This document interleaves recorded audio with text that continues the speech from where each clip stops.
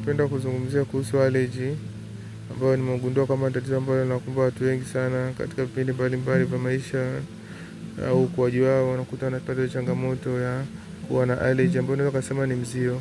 Mzio ni ile hali ambayo kinga yako ya mwili ime overreact kutokana na substance ambazo zimeingia kwenye mwili wako, either labda ni chemicals, labda ni pollen, labda hizo sema pelewele, au labda ni chakula fulani umekula ambacho kina mafuta fulani, mafuta ya wanyama, kwa ikawa ni changamoto kwa kuletea hiyo allergy. Na vitu ambavyo vinaweza kusababisha allergy ni kama vyakula vya wanyama, kutokana na wanyama, product kutokana na wanyama kama vile nyama husika, labda mayai, pia kama hivyo. Pia kuna baadhi ya samaki mtu akitumia, pia maziwa, wengine yogurt, so na cheese na vyakula vingine ambavyo vinaweza vikamletea mtu shida. Kuna mtu mwingine akitumia labda mbuzi anapata hiyo allergy, mwingine akila kondoo anapata hiyo allergy, mwingine akila kitu kama hogs, kama hiyo pigi, nguruwe, anaweza kupata changamoto kama hiyo, akavimba macho au vitu vingine vinafanana na hivyo. Pia kuna mazingira mengine ambayo yanaweza kumletea mtu changamoto pia tukiangalia kwenye mimea. Kuna mimea ambayo ina miba inajiprotect kwa ajili ya wadudu na vitu kama hivyo, kama ilivyo upupu, inaleta hiyo changamoto kwa mtu labda akipita mazingira yale akagusa ule upupu, unaweza kumsababisha mtu akawa anawashwa. Hivyo pia kuna kwenye wadudu inaweza kuangalia labda ile mbelewele inaweza kuleta changamoto hiyo, labda kwenye pollen zinatokana na labda kwenye maua inaweza kumletea changamoto akawa na mzio. Pia kuna dalili ambazo unaweza kuziangalia ili ugundue kama umepata hiyo changamoto ya allergy. Unaweza ukawa unawashwa na macho pia pengine kuvimba. Pia ngozi yako inaweza ikawa umepata changamoto ikawa imevimba maeneo fulani kwenye mikono, labda kwenye shingo. Hivyo kama mfano labda mtu anapokutwa labda hivi anakatembelewa na Nairobi fly, kwa ile namba ndio Nairobi fly zaka nikapata changamoto kama ya kuungua hivi ile ngozi ya juu. Kwa hiyo ikawa ni changamoto kwake, ikawa ni reaction ya mwili katika kujiprotect. Pia inawezekana mtu akawa amekula chakula labda kutokana na wanyama akapata changamoto nyingine, labda ya ngozi kupata changamoto kutoka majipu, kutoka yani ngozi kuharibika hivi kutokana labda hivi na ulaji wa hivi ile reaction ya kile kitu alichokula, kama ni dawa nyingine ngozi inakuwa kama inaungua hivi, labda mpata reaction ya sulfur, mkunya dawa fulani ambayo ina sulfur, na mwili wake una react juu ya sulfur, kwanza kapitopelekea mwili wake kuungua. Pia mtu anaweza kula chakula akapata kama majipu hivyo kutokeza kwenye mwili wake, na pia wakati mwingine inaweza kapelekea kuvimba kwa ngozi kwa baadhi ya maeneo, kama amepita kama na tambazi hivi kana baadhi ya ulaji wa chakula fulani. Mwingine kila mayai pia anapata changamoto kama hiyo ya kuvimba maeneo ya kwenye ngozi au kutoka vipele na vitu vinafanana na hivyo. Hizo ni dalili ambazo kapelekea mtu kugundua kama tayari ana changamoto kama hiyo. Na pia mara nyingi changamoto ambayo inaweza kumtokea mtu ikawa ni moja dalili kubwa sana ni kupata sinus, ile hali kwamba anatoka na mafua, apata mafua kwenye pua hapa, kwenye nasa hapa juu.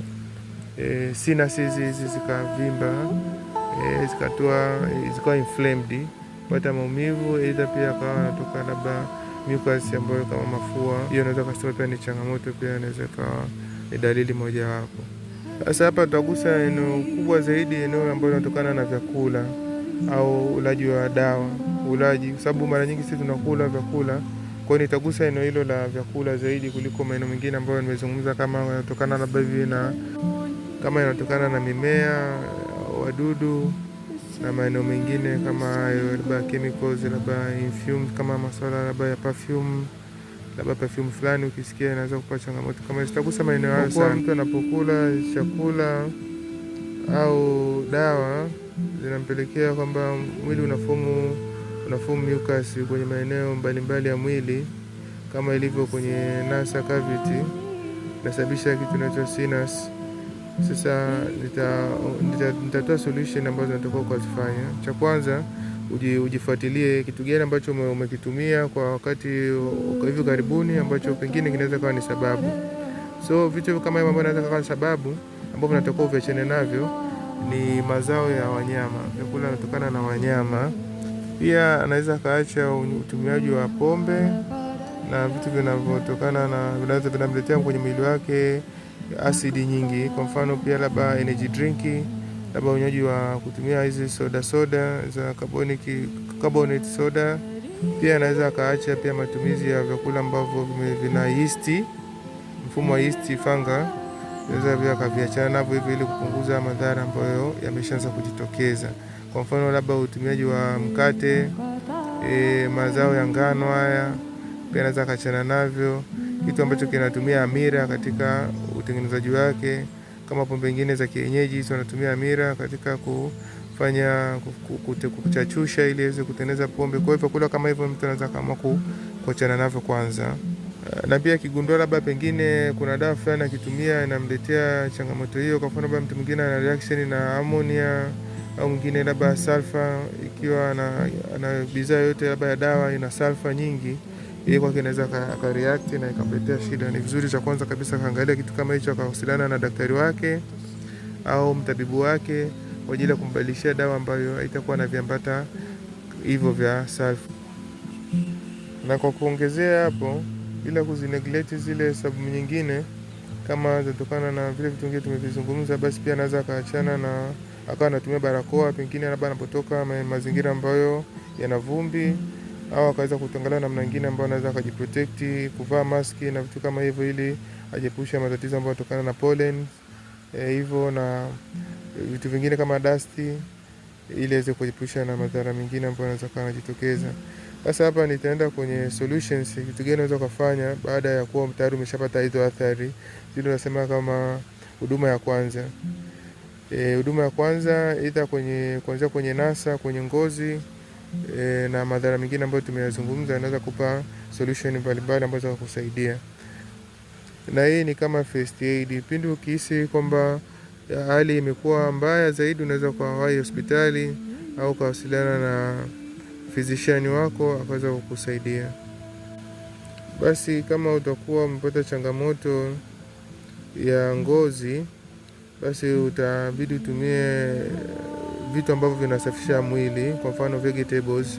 Pale unaweza kuangalia ukaamua kutumia mchunga, mnavu au mchicha kakusaidia. Pia mashona nguo inasaidia sana. Kama utapata supu yake kuanzia asubuhi pale ukachemsha ukapata ile supu, pia jioni pia ukapata ile supu yake, itakusaidia sana kuweza kujiepusha na matatizo kama hayo ambayo yaba kutoka na vijipu, ngozi kuharibika na vitu vinafanana na hivyo.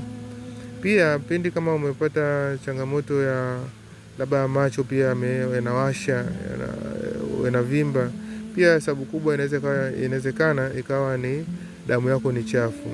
Kwa hiyo pia utabidi utumie hizo vegetables ambazo tumezizungumza hapo awali.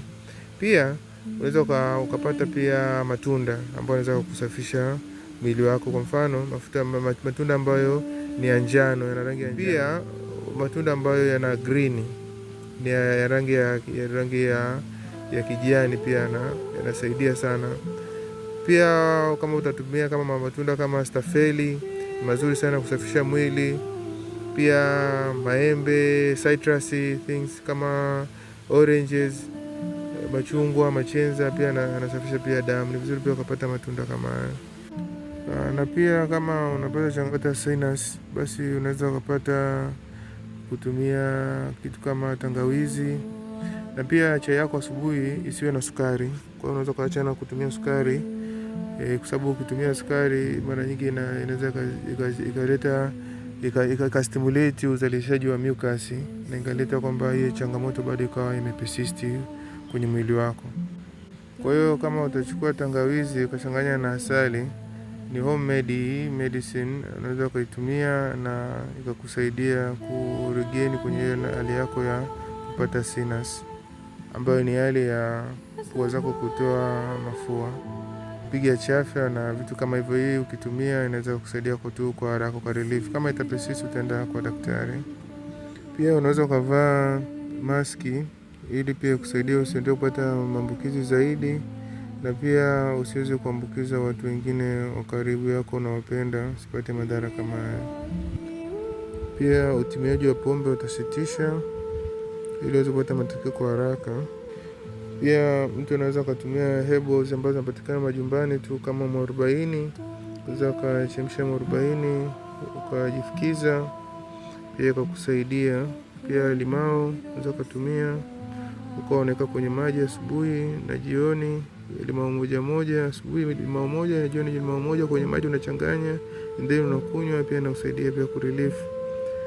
Na hiyo nyingine ambayo nimesema pia kama kutumia herbals zinapatikana majumbani kama ilivyo mwache, kwa watu maeneo wanafahamu.